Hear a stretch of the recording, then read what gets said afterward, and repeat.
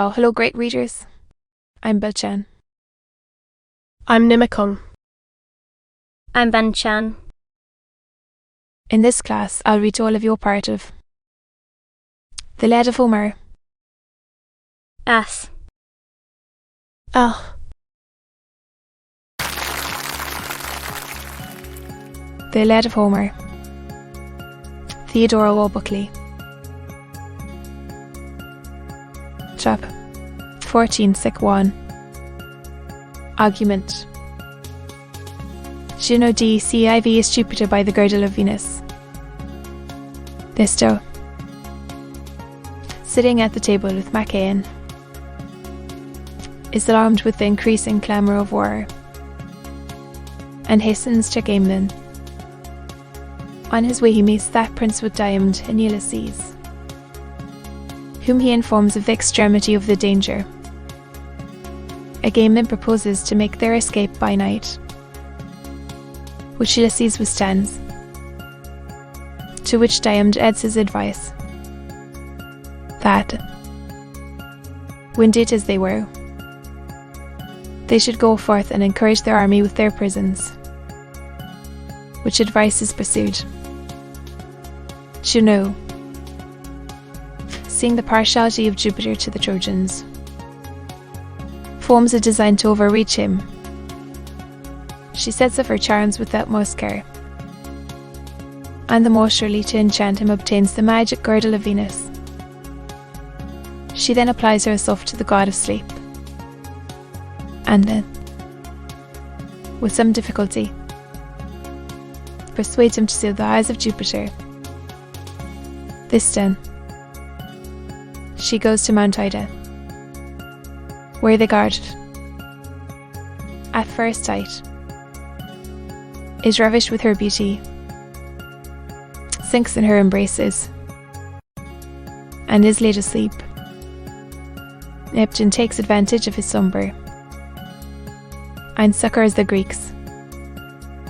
Hector is struck to the ground with a prodigious stone by Ajax and carried off from the battle. Several actions succeed. To the Trojans, much distressed, are obliged to give way. The less Ajax signalizes himself in a particular manner, but not the genial feast, nor flowing bowl could charm the cares of Nestor's watchful soul. His startled ears the increasing cries attend. Then thus, impatient, to his wounded friend, what no arm, divine Machaon, they. What mixed events attend this mighty day? Hark, how the shots divide, and how they meet, and now come full, and thicken to the fleet. Here with the cordial draught to spell thy care, let Echem the strengthening breath prepare. Refresh thy wound, and cleanse the clotted gore. He said, and then, seizing Thrismedes' shield, his valiant offspring hastened to the field, then snatched a lance, and issued from the door. Soon as the prospect opened to his view, his wounded eyes the scene of sorrow knew. Dire disarray, the tumult of the fight, the wall in ruins, and the Greeks in flight, as when old ocean's silent surface sleeps, the waves just heaving on the purple deeps, while yet the expected tempest hangs on high, weighs down the cloud, and blackens in the sky. The massive waters will no wind obey. Shove sends one gust, and bids them roll away, while wavering counsels this is mine engage.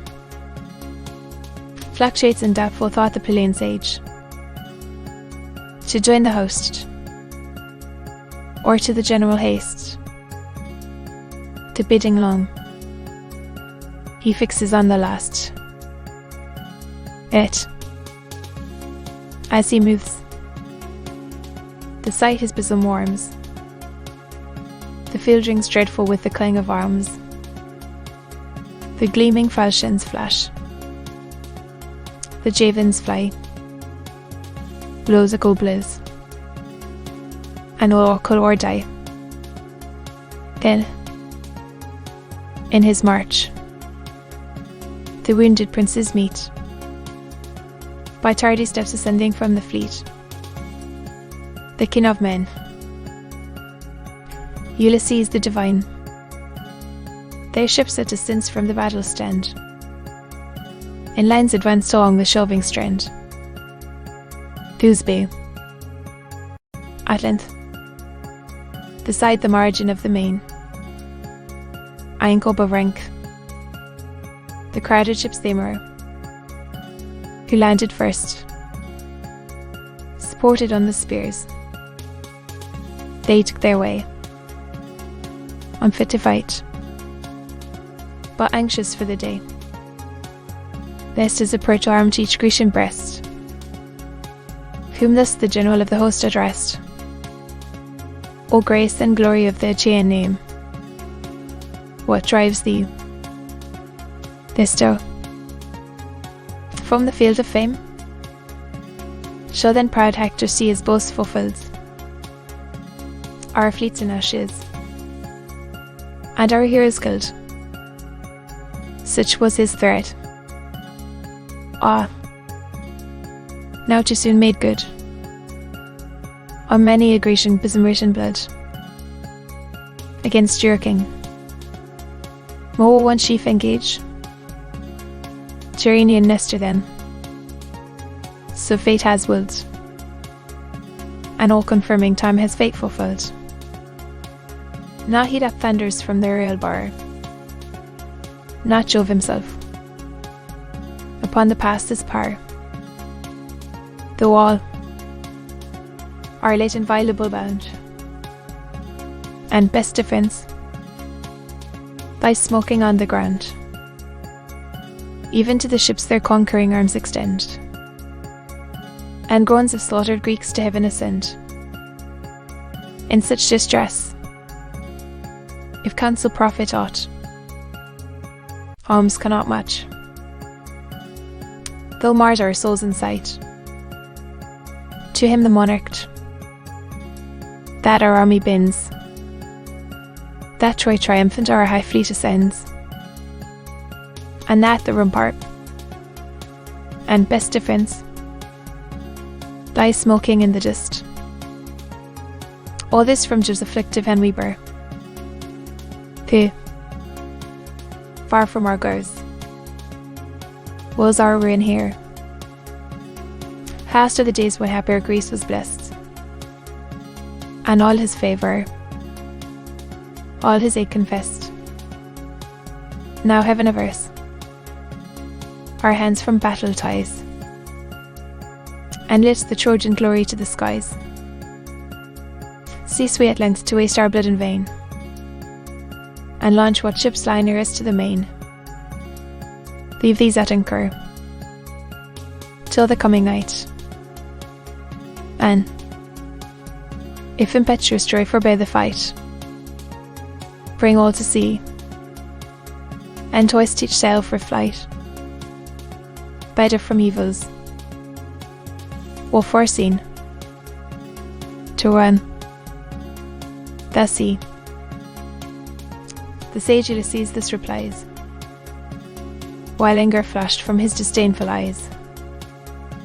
Full from that trembling tongue and timorous heart, O where thy sway the curse of meaner powers, and thou the shame of any host but ours. A host, by Jove endued with martial might, and taught to conquer, or to fill in fight, adventurous combats and bold wars to wage, employed our youth, and yet employs our age. And wilt thou thus desert the Trojan plain, and have whole streams of blood been spilt in vain? in such base sentence if thou crouch thy fear. Speak it in whispers, lest a Greek should hear. Lies there a man so dead to fame?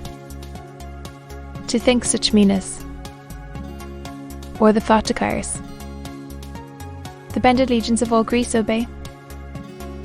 Is this a general's voice that calls to flight, while war hangs doubtful, while his soldiers fight? What more could try? Thou givest the foe, all Greece becomes their prize.